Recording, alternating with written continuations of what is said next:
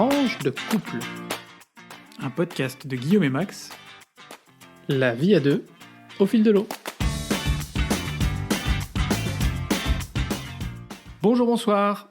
Ça y est, c'est déjà le 21e épisode de notre podcast Tranche de couple.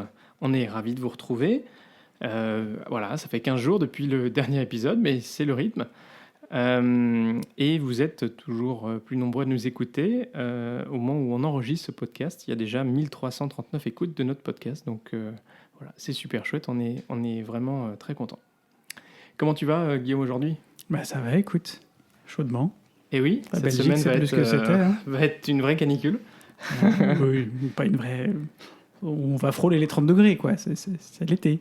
Ouais, pendant quelques jours quand même. Hein. Mm. Je crois que c'est la définition de la canicule, non ? C'est ça, absolument. Le titre de notre épisode aujourd'hui, Guillaume, c'est... L'avenir est un long passé. Et on commence tout de suite par la rubrique Actu. Qu'est-ce qui s'est passé cette semaine ou ces 2 semaines ? Eh oui, rubrique Actu cette semaine, ou ces 2 semaines effectivement. Alors, 2 sujets pour cette rubrique Actu. Le premier sujet sur lequel je voulais revenir, c'est un discours qui est un petit peu passé inaperçu, qui pourtant est fort et lourd aussi en sens. Ce sont 2 sujets aujourd'hui, vous verrez que je vais développer, qui sont effectivement un peu lourds. Le Premier ministre Viktor Orban a fait le 6 juin 2020 à Saturalilojeli. Voilà, je ne suis pas certain de la prononciation, je m'excuse par avance aux amis hongrois qui nous écoutent. Il a donc fait un discours pour commémorer l'anniversaire du traité de Trianon. Le traité de Trianon, c'était donc les 100 ans, c'est le traité qui a en gros séparé l'ancien royaume de Hongrie en plusieurs pays. C'est une séparation qui a été douloureuse à l'époque, qui a été faite globalement en fonction des minorités culturelles et des minorités linguistiques, et qui fait qu'aujourd'hui, donc la Hongrie existe dans les frontières qu'on lui connaît. Pour les Hongrois, c'est toujours une source d'un peu j'ai envie de dire de tristesse ou de... C'est une partie de l'histoire compliquée à assumer pour eux, puisqu'effectivement, ça a réduit considérablement la taille du pays. Et dans ce discours, où il parcourt pas mal de choses, c'est un discours avec de fortes connotations nationalistes. C'est donc la Hongrie, c'est l'un des 2 pays avec la Pologne qui ont maille à partir beaucoup avec la Commission européenne et l'Union européenne en ce moment, puisque les décisions ne vont pas dans le sens de ce qui s'est fait dans d'autres pays de l'Union européenne, notamment en termes de séparation des pouvoirs. Donc c'est un discours dans lequel il a beaucoup insisté sur toute l'histoire, il est revenu sur toute l'histoire de la Hongrie, tout ce qui s'est passé, les conquêtes, comment ils ont combattu contre l'Empire ottoman, comment ils ont réussi à étendre les frontières dans les Balkans, comment Budapest a été le centre d'un empire extrêmement... florissant. Et puis après, jusque-là, voilà, on commémore, il n'y a pas de souci. À un moment donné, on passe quand même sur le fait que... il oublie un peu de parler de la période où la Hongrie a été sous la coupe de l'URSS, ou en tout cas, il n'en fait pas un très grand cas. Et puis, c'est surtout, on sent une certaine animosité envers notamment l'Angleterre et la France, le Royaume-Uni et la France. On sent que ce sont des empires qui ont peut-être, à l'époque, bénéficié de régimes de séparation un peu différents. Après, voilà, chaque pays a besoin de gérer ses propres identités et sa propre histoire de façon particulière. On espère que ce discours ne sera pas le premier d'une série de discours trop nationalistes, puisque ce serait dommage, et pour la Hongrie et pour l'Union européenne, que ça aille un peu plus loin dans une Union européenne où le populisme a déjà beaucoup touché. Deuxième sujet pour aujourd'hui, on a parlé la dernière fois du mouvement Black Lives Matter, qui a pris un peu d'amplitude.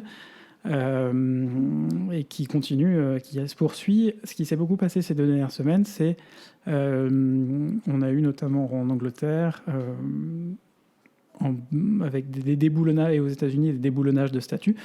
En Angleterre, c'était plutôt des statuts colonialistes, d'anciens personnages liés à l'histoire coloniale. Aux États-Unis, c'est beaucoup de statuts de personnages liés, de personnages confédérés, donc des États du Sud, au moment où les États-Unis avant que les États-Unis se rassemblent, il y avait l'État du Sud et l'État du Nord, le Nord étant des États où l'esclavage avait été aboli, le Sud étant des États constitués d'États où l'esclavage était toujours en cours. Donc voilà, c'est deux façons de faire. Moi, je voudrais rappeler une citation d'un philosophe américain qui s'appelle George Santayana, qui est un philosophe de la fin du 19e siècle, début du 20e siècle, qui dit « Ceux qui ne peuvent pas se souvenir du passé sont condamnés à le revivre ».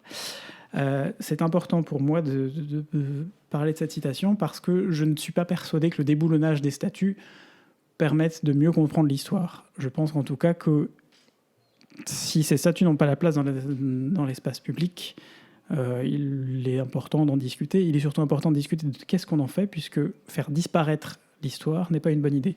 Donc en Angleterre, une des statues qui a été déboulonnée va être mise dans le musée de la ville, ce que je trouve être une très bonne initiative, avec une explication effectivement sur le passé colonialiste de l'individu en question. Toujours pour terminer sur cette rubrique et sur cette question de Black Lives Matter et tout ce qu'il y a autour, les violences policières, je voulais revenir sur un article de Courrier International qui traduit à ce moment-là un article qui nous vient du New York Times, où aux États-Unis, on s'est un peu posé la question à un moment donné de est-ce qu'il faut virer le chien policier Chase de la Patte Patrouille. Voilà, grosse information. Donc la Patte Patrouille, pour remettre dans le contexte, c'est un dessin animé pour les enfants. Les parents sauront ce que c'est, Patte Patrouille. Voilà, les parents sauront ce que c'est. Je laisse les autres, je vous laisse aller voir un peu ce que c'est sur YouTube. Et donc, il y a plusieurs personnages, notamment un chien policier. Et à un moment donné, des gens se sont quand même demandé si ce chien policier, qui était franchement un peu trop gentil, avait bien sa place dans Patte Patrouille. Je trouve que c'est un peu tiré par les cheveux et que là, ça va un peu loin. Tu pousses le bouchon un petit peu trop loin. Un peu loin, Maurice. Enfin, Chase, en l'occurrence. Max, je te laisse la parole, j'ai beaucoup parlé. Rubrique décalée. Rubrique décalée. Ah oui, effectivement, on s'est dit que vu qu'il y avait de moins en moins, et il y aura peut-être comment dire, ça serait un peu épisodique en fonction de l'actualité, que ça faisait sens de remonter ce petit point sur donc la relation future entre l'Union européenne et le Royaume-Uni plutôt que le Brexit. Effectivement, puisque le Brexit, il a eu lieu l'année dernière, vous vous en souvenez. Et donc voilà. Donc depuis décembre, les négociations ont lieu entre l'équipe de Michel Barnier et l'équipe de Michael Gove, je crois, le ministre britannique chargé des relations avec l'Union européenne ou de la relation future. Et on en a parlé déjà la dernière fois, les choses ne progressent pas beaucoup. Donc ce qui était convenu dans ce qu'on appelle le Withdrawal Agreement, donc l'accord de séparation, de retrait de l'Union européenne, du Royaume-Uni de l'Union européenne, c'était qu'à mi-parcours de cette période de transition, donc en juin, le Royaume-Uni et l'Union européenne feraient le point sur les négociations et que ça constituait la dernière échéance pour le Royaume-Uni de demander une extension de 1 à 2 ans si on s'apercevait qu'en fait les négociations prenaient plus de temps que prévu, parce que une année, et en réalité c'est beaucoup moins puisque c'est plutôt 8 mois pour négocier un accord de relations notamment commerciales, c'est extrêmement difficile, extrêmement ambitieux. Donc on savait que ça serait difficile. Mais vous vous souvenez aussi que Boris Johnson avait fait un point de campagne de dire il fallait que le Royaume-Uni retrouve sa liberté et sa souveraineté complète. Et par conséquent, au terme de la période de transition d'une année, il fallait que on soit dans la nouvelle relation, ou en tout cas que le Royaume-Uni ne soit plus contraint par les politiques de l'Union européenne. Et donc, suite à la conférence de presse de Barnier la dernière fois, où il avait été assez amène et acerbe sur les discussions, le 15 juin, Boris Johnson a rencontré les présidents des 3 institutions européennes, donc Charles Michel pour le Conseil européen, Ursula von der Leyen pour la Commission et David Sassoli pour le Parlement européen. L'idée étant qu'ils puissent à leur niveau faire un état des lieux sur la discussion et voir un peu dans quelle perspective il se plaçait. À cette occasion, Boris Johnson a dit qu'il ne demanderait pas d'extension de la période de transition et que donc, au 31 décembre 2020, le Royaume-Uni, la période de transition se terminerait avec le Royaume-Uni. Ils se sont engagés, ou ils ont en tout cas exprimé le souhait que les discussions se poursuivent, notamment au cours de cet été, et dans l'objectif, idéalement, de trouver un accord, même si ça reste de plus en plus difficile. Voilà donc là où on en est. On va bien voir si cet été, enfin en tout cas si on observe une évolution de la position britannique dans les négociations qui vont désormais avoir lieu aussi en physique, parce que là les derniers rounds étaient en virtuel. Mais ça ne sera pas forcément très simple. Voilà. Donc ça, c'est pour le côté Royaume-Uni. Maintenant, on va traverser l'Atlantique. On traverse l'Atlantique et on voulait aujourd'hui vous faire un petit point sur la mauvaise semaine de Donald Trump. Il y a des semaines avec et des semaines sans. Il faut reconnaître que depuis le début de la crise, c'est quand même pas toujours simple pour lui. Hein.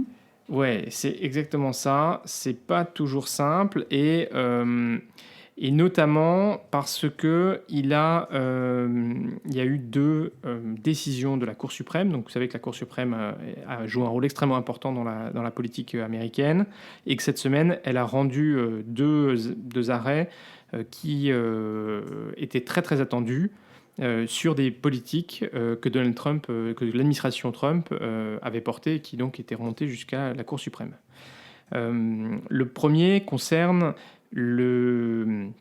la volonté ou l'annulation par le président Trump à l'automne 2017 du programme DACA, qui était un programme qui protégeait de l'expulsion ce qu'on appelle les Dreamers. C'est en gros les enfants qui étaient arrivés sur le sol des États-Unis avec leurs parents, immigrés sans papier, qui donc avaient été régularisés en 2001.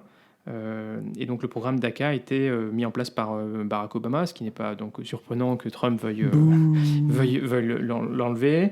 Et puis du coup, c'est aussi très conforme à l'approche de Donald Trump sur anti-immigration et tout ça. Et donc, la Cour suprême a retoqué cette annulation. Et c'est notamment le juge en chef conservateur John Roberts, donc qui a quand même été nommé par George Bush, qui a rédigé les termes de cet arrêt, donc ce qui est quand même déjà un première baffe pour Donald Trump.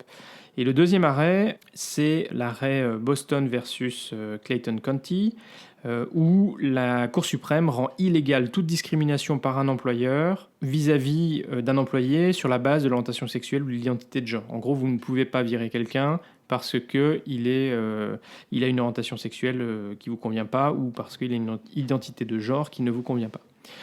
Et là encore, cette décision a été rédigée par un juge, donc le juge Neil Gorsuch, qui a été nommé par Trump en 2017.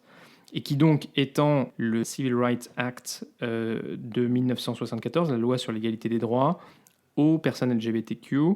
Et donc là encore, c'est finalement une très grosse baffe pour Donald Trump, qui d'ailleurs a tweeté, qui a l'impression que la Cour suprême ne m'aime pas, en faisant une question totalement personnelle, typiquement Trump. Mais on sait que c'est du Trump. Tout est personnel avec Trump. C'est pas l'Amérique. C'est pas Make America Great Again. C'est Make Donald Trump Great Again. Voilà. Donc, en tout cas, on avait des grosses interrogations sur, effectivement, les premières décisions de la Cour suprême après les nominations des juges conservateurs par Donald Trump. Alors, quand même, le juge Kavanaugh, qui était le plus récent juge nommé par Trump, lui a bien exprimé une opposition favorable à l'administration Trump et donc n'était pas en accord avec le jugement que la majorité des juges de la Cour suprême. Mais néanmoins, c'est pas inintéressant de voir comment l'évolution de la jurisprudence de la Cour suprême est plutôt dans le sens de préserver des droits acquis et préserver les droits de personnes plus fragiles ou de minorités. Et peut-être dernier élément de la mauvaise semaine de Trump, Il a tenté de virer, par l'entremise de son ministre de la Justice, le procureur fédéral de l'État de New York, qui cherche des noises à son avocat personnel, hein, Giuliani. Son avocat personnel qui est l'ancien maire de New York. Oui, qui est l'ancien, donc voilà, Giuliani. En fait, le procureur fédéral lui a dit, écoutez, en fait non, d'abord j'ai pas démissionné et puis j'en ai pas l'intention, puisque comme sa nomination, elle n'avait pas été validée par le Sénat, comme beaucoup d'ailleurs des nominations de Donald Trump, et donc on peut se dire un petit peu c'est bizarre de vouloir installer une nouvelle personne quelques mois avant les élections, mais effectivement le lien c'est qu'il voulait arrêter les poursuites à l'encontre de son avocat personnel. Et en fait les juges de l'État de New York avaient validé la nomination de ce procureur fédéral, ce qui est en fait une mesure, dès lors qu'un procureur nommé n'est pas confirmé, il peut être validé, en gros, il peut être confirmé par les juges de l'État. Et par conséquent, ce procureur fédéral a dit, voilà, moi j'ai eu une légitimité, donc tant qu'il n'y a pas un successeur qui est confirmé par le Sénat, je reste en poste. Voilà, donc mauvaise semaine pour Donald Trump, qui néanmoins essaye de faire, de remonter un petit peu la dynamique de sa campagne, puisqu'il y a ce week-end son premier rallye post-Covid, et où il a fait signer d'ailleurs une petite décharge aux participants en disant que s'ils attrapaient le Covid, l'organisation de la campagne de Trump n'était pas responsable. Ah bah oui, parce qu'aux États-Unis, si vous attrapez le Covid dans un café, vous pouvez tout à fait poursuivre le café, parce que bon, c'est quand même un peu de leur faute si vous l'avez chopé. C'est une autre culture. Merci Max. Alors cet épisode 21, il est un peu spécial pour nous, parce que cette semaine, nous avons fêté nos 10 ans. De vie commune. De vie, oui, de vie. En tout cas, 10 ans ensemble. 10 ans ensemble, voilà. On n'est pas très anniversaire on ne fête pas forcément tout, même si on est très heureux de s'en rappeler, d'ouvrir une bouteille pour l'occasion, mais ça, c'est un anniversaire qui compte tous les ans pour nous. Et c'est une date importante qu'on retient assez facilement, puisque c'est le 18 juin. Et oui, donc c'est une date, pour nous qui sommes français, c'est une date importante, le 18 juin, non pas à cause de la fameuse bataille de Waterloo, mais bien à cause de l'appel du général de Gaulle. Absolument, on ne mélange pas tout, s'il vous plaît. On se concentre un peu. Voilà, et donc pour nous, ça prend une saveur particulière aussi. Et puis, il faut dire que c'est relativement simple aussi, parce que c'était en 2010. Donc du coup, c'est plus facile pour compter les années aussi. Et alors en 10 ans, on a un petit peu changé, mais pas trop. Et surtout, on a parcouru pas mal de chemin quand même. Mais ouais, il s'en est passé des choses. On a parcouru pas mal de villes, pas mal de pays, en vacances ou pour y vivre. Pas mal de rebondissements aussi. Ouais, on s'est installé à Paris d'abord, à Bruxelles ensuite. Et puis là, on s'est projeté avec l'achat de cette maison, avec plein de projets. Donc, et puis, bien sûr, il y a 3 ans, notre mariage. Et donc, on s'est projeté aussi dans la durée. Et on est content d'avoir pu marquer le coup et célébrer une dizaine passée ensemble. C'est vraiment chouette et c'est surtout probablement on regarde pas tellement dans le passé mais plutôt dans l'avenir et en se disant que on a réussi à construire des fondations suffisamment solides pour notre couple qui nous permettent d'envisager sereinement la suite et voilà. Absolument. Non mais finalement on se dit vivons l'année prochaine.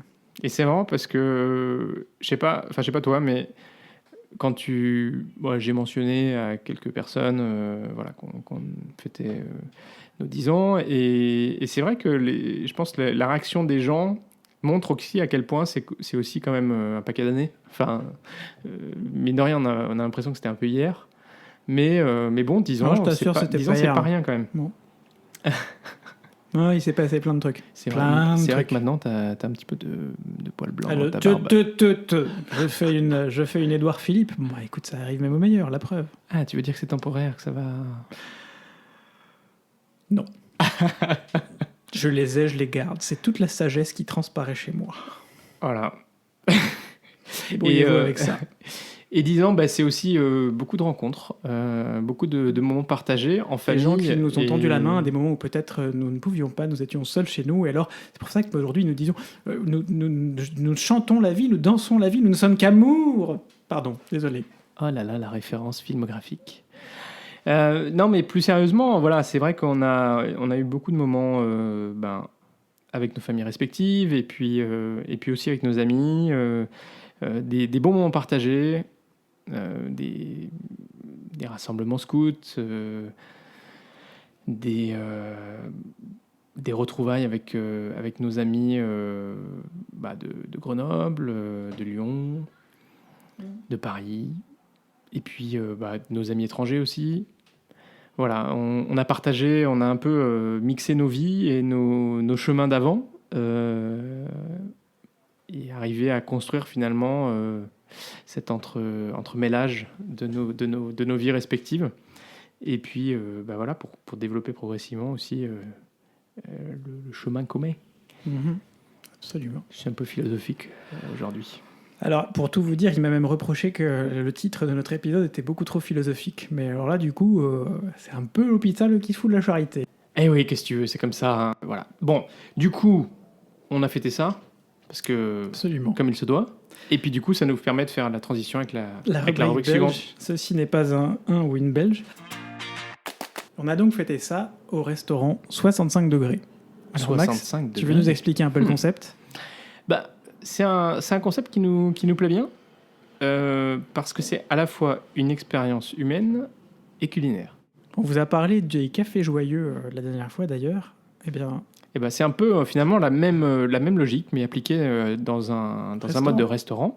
Alors c'est un restaurant, sur leur site ils disent gastronomie et handicap. Alors bon, moi j'ai dit expérience humaine et culinaire, mais je crois que c'est un peu... Ça marche aussi. Ça marche aussi. Alors pourquoi 65 degrés ? Alors ils disent 65 degrés, c'est la température à laquelle cuisent les œufs parfaits. Le blanc cuit à 62 degrés, le jaune à 68, et du coup à 65 degrés, on a un œuf parfait. Donc, clin d'œil à la perfection gastronomique. Ce restaurant a été fondé par 4 personnes avec différentes compétences qui agissaient auprès de personnes porteurs de handicap et de gestion d'entreprise depuis plusieurs années, et qui se sont du coup entourés de spécialistes de l'intégration du handicap dans le milieu socio-professionnel et des professionnels de l'ORECA. Donc ORECA, c'est... Hostellerie, restauration, café. C'est donc, un gros secteur. C'est un gros secteur en Belgique. Voilà, donc ils ont lancé ce restaurant, d'ailleurs je ne sais pas en quelle année. Non, il n'y a pas marqué. Je pense que c'est assez récent, ça doit faire juste quelques années que ça existe, parce que en fait, le restaurant, pour tout vous dire, est lié à... Le statut de base du restaurant, c'est une ASBL, donc une association à but non lucratif, qui emploie aujourd'hui au sein du restaurant 8 jeunes porteurs d'un handicap mental léger ou moyen, trisomie 21, autisme, retard mental. Ça concerne le handicap mental en Belgique, dont on parle dans les chiffres 3 personnes sur 1000. Ça paraît pas beaucoup comme ça, mais ça veut dire jusqu'à 30 000 personnes avec des handicaps mentaux suffisamment lourds pour ne pas pouvoir, disons, bénéficier de la même intégration que des gens sans handicap dans la société. Mais dans un sens suffisamment léger pour pouvoir quand même participer à ce genre de chouette projet. Donc pour nous, ça comptait vraiment beaucoup d'être là ce soir-là pour fêter nos 10 ans. Ça correspond un peu au parcours, je crois qu'on a aussi à nos parcours de vie respectifs, chacun de notre côté et puis ensemble aussi, parce qu'on a eu une vie avant ces 10 ans. On n'en a pas beaucoup parlé, mais avant ces 10 ans, moi j'ai eu 22 ans, toi t'en as eu 24. Oh là là. Ouais, voilà. Et donc, voilà, on vous invite à aller sur le site le site internet de ce restaurant. Surtout si vous passez par Bruxelles, réservez en avance, ou si vous êtes en Belgique ou vous habitez dans la région de Bruxelles, prenez-vous-y un peu en avance, réservez un peu en avance.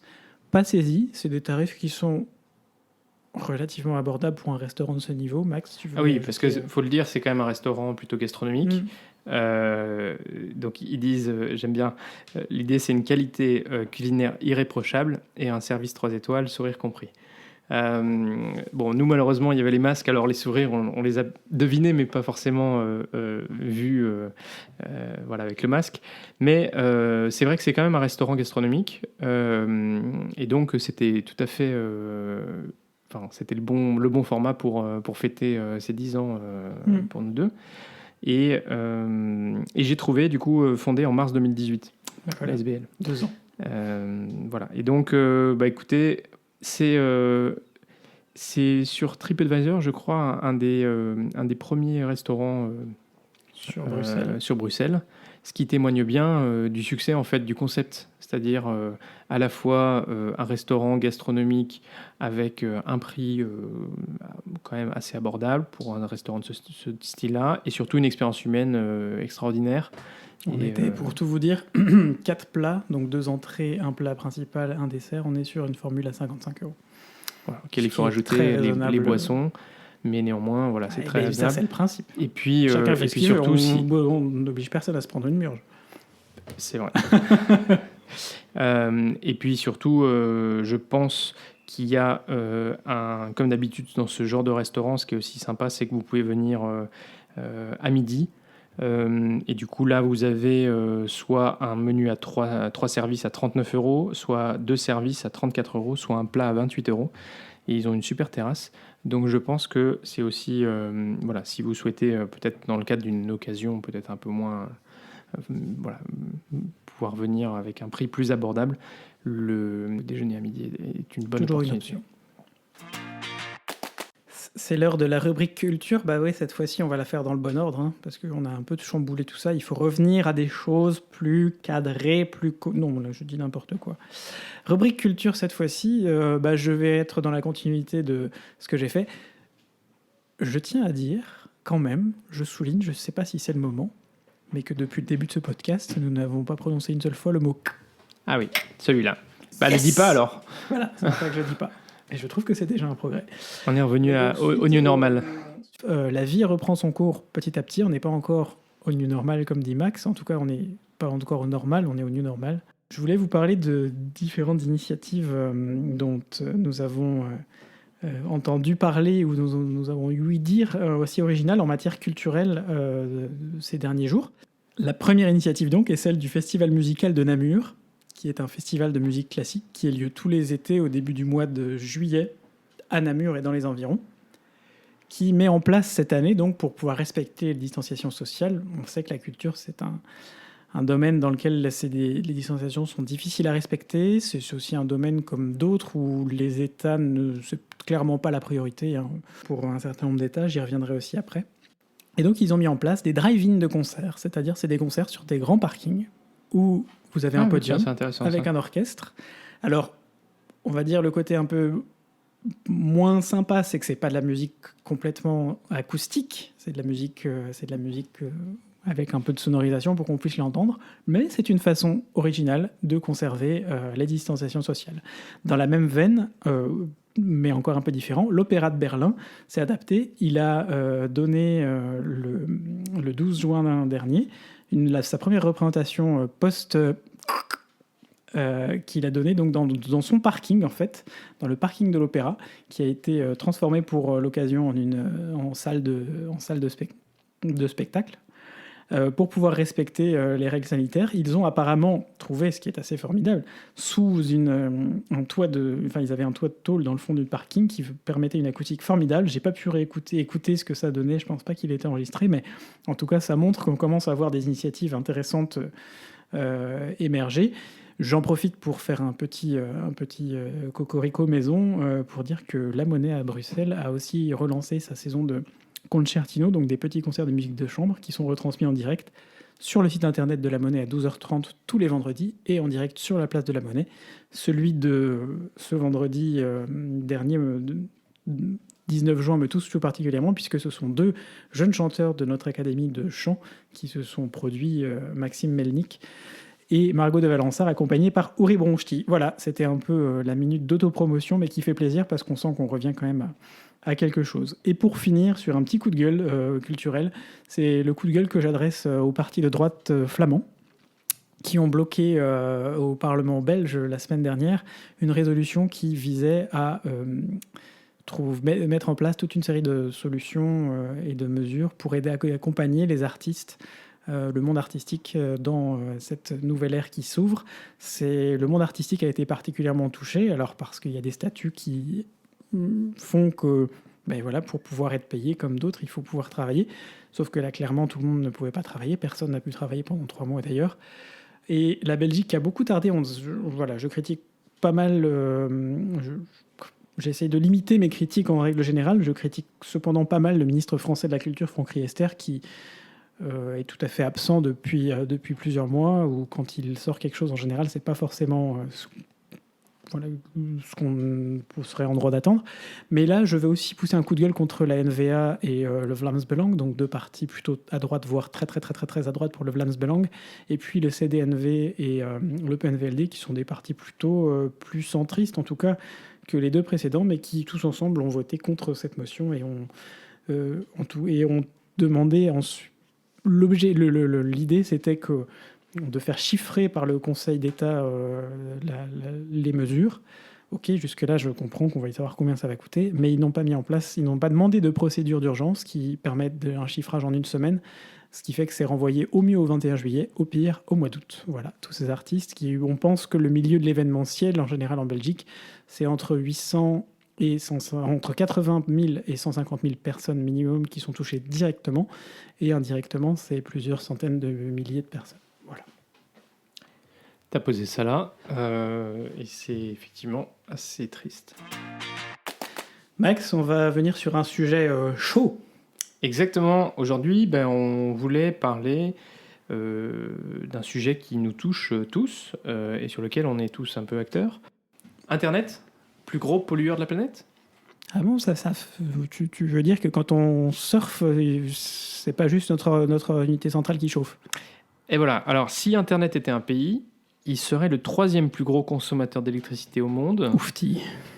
derrière la Chine et les États-Unis. Donc, au total, on estime que le numérique consomme 10 à 15% de la consommation de l'électricité mondiale, soit l'équivalent de 100 réacteurs nucléaires. Et malheureusement, cette consommation double tous les 4 ans. Et on peut imaginer qu'elle a aussi doublé pendant le confinement, puisqu'il y a eu pas mal de choses positives pour le climat. Je ne suis pas sûr que ça s'en était nécessairement une. Tu veux nous expliquer un peu plus en fait ce qui se passe derrière? Parce que finalement, on n'a pas l'impression quand on va sur Internet qu'on réchauffe la planète. On nous propose même sur certains moteurs de recherche, comme vous en avez parlé il y a quelques épisodes, de planter des arbres. Mais... Oui, alors effectivement, la croissance du web, c'est vraiment un enjeu environnemental de premier plan pour les années à venir. On estime que la consommation électrique du web atteindra en 2030 la consommation mondiale, tous secteurs confondus, de 2008. Donc, potentiellement, première source mondiale de pollution. Il faut prendre en compte effectivement la croissance exponentielle du numérique, qu'on peut difficilement alimenter seulement avec des énergies renouvelables. Et en matière d'émissions de gaz à effet de serre, de CO2, Internet pollue 1,5 fois plus que le transport aérien. Et c'est quelque chose que nous, les citoyens, n'avons pas forcément en tête. Et la moitié des gaz à effet de serre produits par Internet provient de l'utilisateur, l'autre moitié étant divisée entre le réseau et les data centers. Alors les data centers, effectivement, c'est quand même un gros impact environnemental, parce que c'est eux finalement qui reflètent la croissance du numérique. Plus tu as d'utilisation d'Internet avec du numérique, plus tu as besoin de stocker, et donc plus tu as besoin d'avoir des data centers. Donc, par exemple, en France, en 2016, on avait 182 centres de données concentrant à peu près 8% de la consommation électrique nationale. Donc il y a des mesures qui sont prises par ceux qui opèrent ces data centers pour en réduire l'impact environnemental. Et une bonne chose aussi, c'est que finalement, consommer de l'électricité, ça coûte de l'argent. Et donc, de manière purement business, commercialement, ça a un sens d'essayer de réduire l'impact environnemental. Alors, par exemple, Facebook, Google, Apple ont des data centers qui sont alimentés à 100% par des énergies renouvelables, donc c'est possible. Certains de ces gros opérateurs les localisent dans les pays nordiques pour profiter de l'air frais, pour refroidir les ordinateurs, parce qu'effectivement, les data centers, il faut les refroidir, c'est pour ça que ça consomme notamment de l'énergie, et minimiser du coup l'utilisation de la climatisation. La climatisation, on estime que c'est à peu près 40% de la consommation énergétique d'un data center. Et puis, à l'inverse, on peut réutiliser la chaleur qui est émise par un data center soit pour réchauffer de l'air ou des circuits d'eau. Donc en Seine-et-Marne, par exemple, il y a une piscine et une pépinière entreprise qui, en gros, utilise le chauffage, qui se chauffe en gros grâce à l'énergie, à la chaleur produite par un data center. Comme quoi. Alors, nous les internautes, on a une part de responsabilité, ou en tout cas, on peut avoir une empreinte, puisque, oui, je l'ai dit, 50% des gaz à effet de serre d'Internet, c'est l'utilisateur. On est, les chiffres de 2016, c'est 3,9 milliards d'internautes, 47% de la population mondiale, ce qui montre aussi qu'avec la démocratisation Internet dans un certain nombre de pays du globe, démocratisation numérique, expansion du digital, il y a aussi, on n'est pas au bout de la ça va croissance. augmenter. Et donc on estime qu'on aura une augmentation, qu'il y a une augmentation de 30% en 2020, donc entre 2016 et 2020.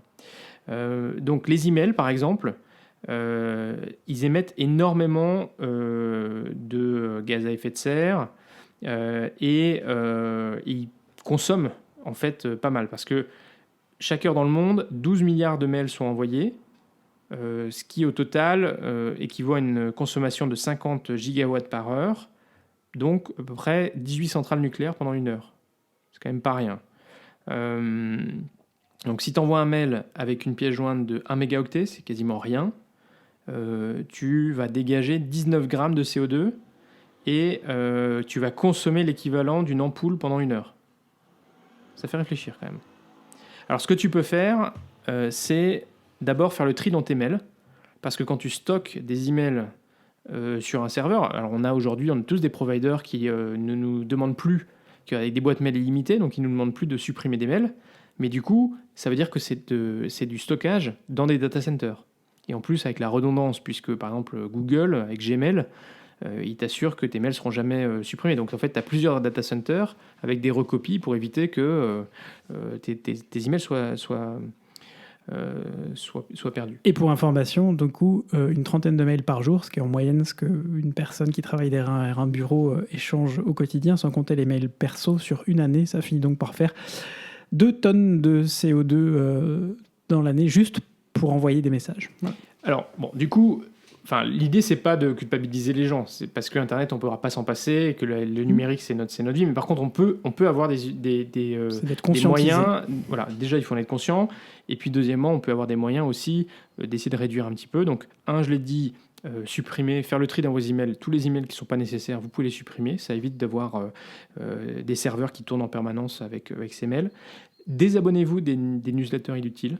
Ça ne sert à rien de recevoir des newsletters que vous ne lisez pas. Si vous souhaitez avoir l'information une fois de temps en temps, mais vous allez sur le site pour avoir l'information. Et posez-vous vraiment la question, est-ce que vous les lisez, ces newsletters ? Est-ce que vous les lisez ? Compressez vos pièces jointes et envoyez les photos en basse résolution, parce que dans la plupart du temps, si c'est juste pour les regarder sur votre téléphone ou sur votre écran d'ordinateur, il n'y en a pas besoin. Si quelqu'un a besoin d'imprimer la photo, à ce moment-là, vous pourrez partager la photo en grande résolution. Et un certain nombre de téléphones, notamment les iPhones, vous proposent, quand vous envoyez l'email avec les photos, quelle taille vous voulez envoyer. Exactement. Donc le boulot est mâché pour le coup. Et enfin, limitez le nombre de destinataires lors de l'envoi d'un email.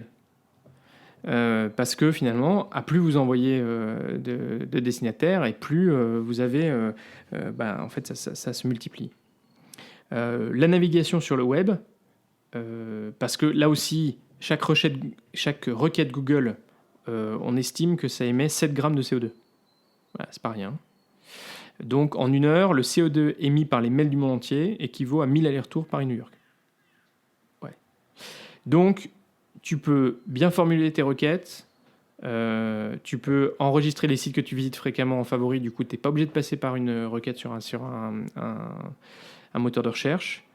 Tu peux aussi choisir un moteur de recherche responsable qui compense les émissions carbone. Donc on a par exemple Lilo ou Ecogine qui finance des projets sociaux environnementaux, ou Ecosia qui plante un arbre toutes les 7 secondes. Tu peux limiter l'utilisation du streaming, parce que quand tu regardes un film en streaming, tu as la connexion permanente avec le serveur pendant toute la durée du visionnage. Et donc si tu regardes un film en haute définition en streaming, tu émets autant de gaz à effet de serre que la fabrication, le transport et la lecture d'un DVD. Et tu peux garder sur le cloud seulement les fichiers importants, puisque, on l'a dit, le stockage de données sur Internet prend un peu la forme d'un nuage de pollution.